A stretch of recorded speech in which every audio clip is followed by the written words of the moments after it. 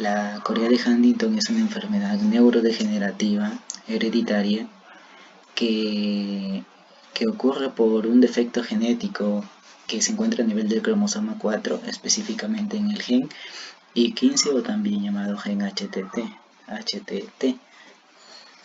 El defecto genético, el defecto en este gen ocurre en que en una parte del ADN llamada la repetición SAG, estas repeticiones se dan mucho más veces que la manera normal. Estas repeticiones SAG codifican para un aminoácido que es la glutamina y que se traduce en una proteína que va a ser la huntingtina. Todos nosotros tenemos huntingtina en su estado normal, ya que es importante. Algunas de las funciones de esta proteína son que interviene en la regulación de la transcripción, en la neurogénesis, y es muy importante para el desarrollo cerebral.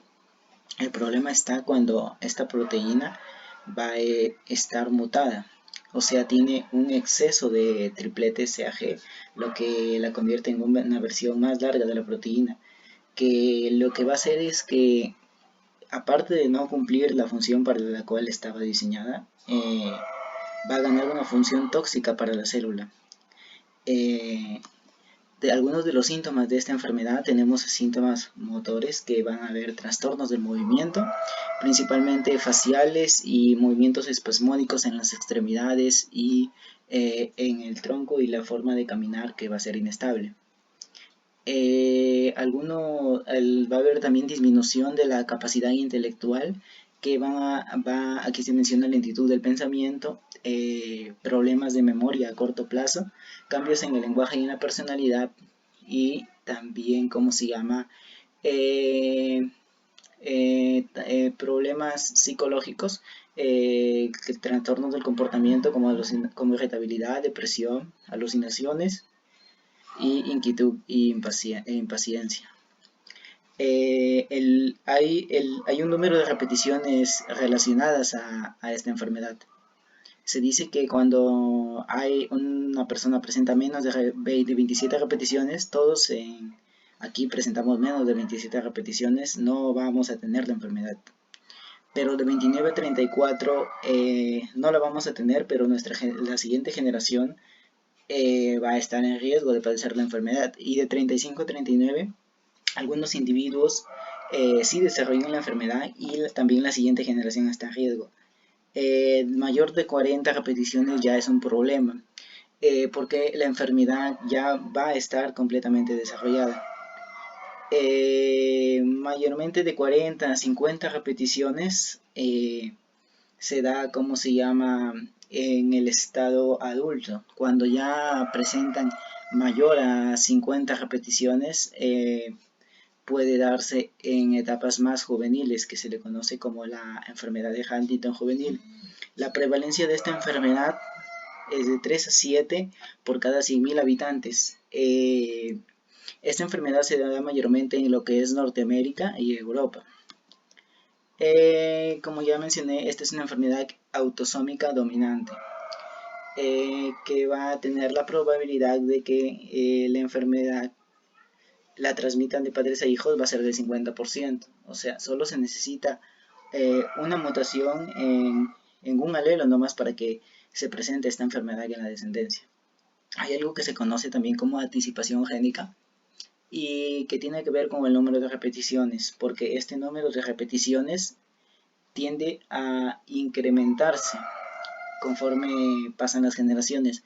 Es por ello que en generaciones futuras este número de repeticiones van a aumentar, y entonces la edad a la que se van a presentar los síntomas de la enfermedad de Huntington va a ser mucho menor, debido a este incremento de repeticiones del trinocleótido CAG.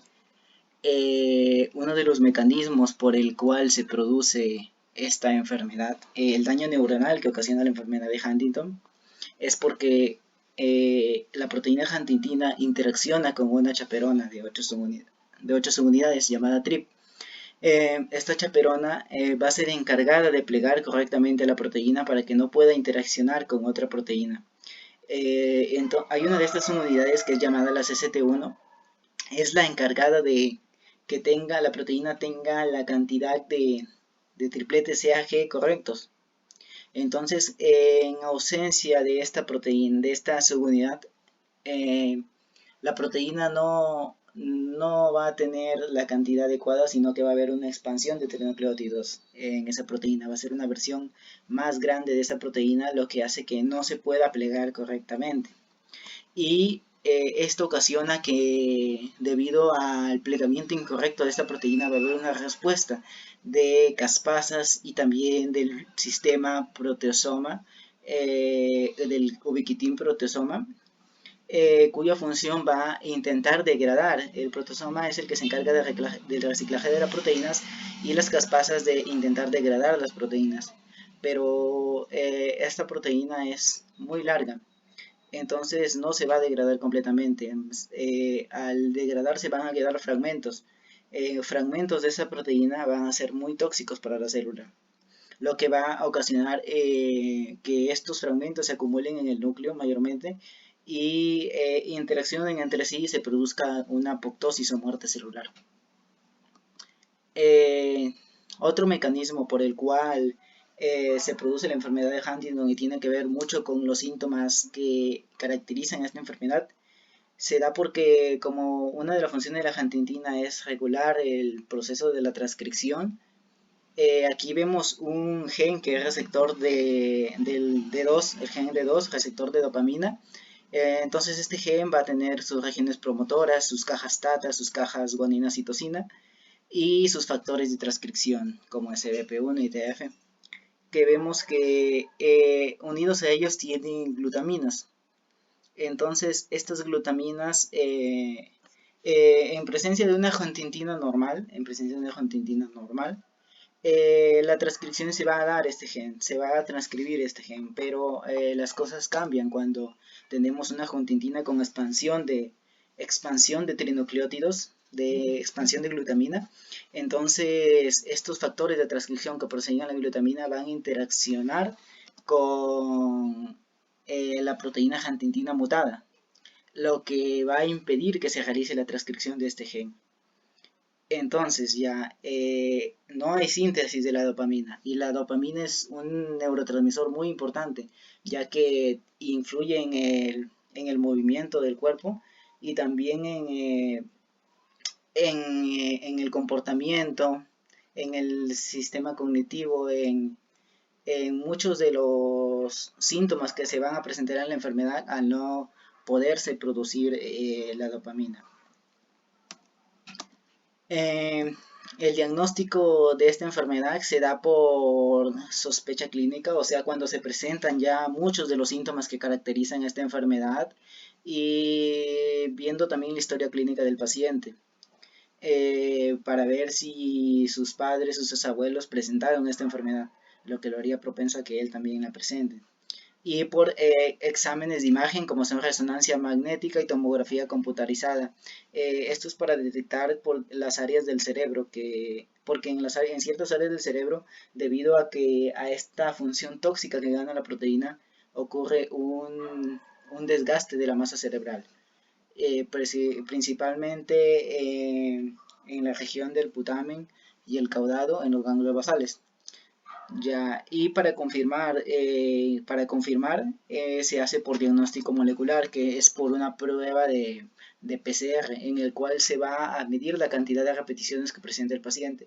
Si el paciente presenta más de 40 repeticiones de CAG, entonces el resultado para la enfermedad va a ser positivo.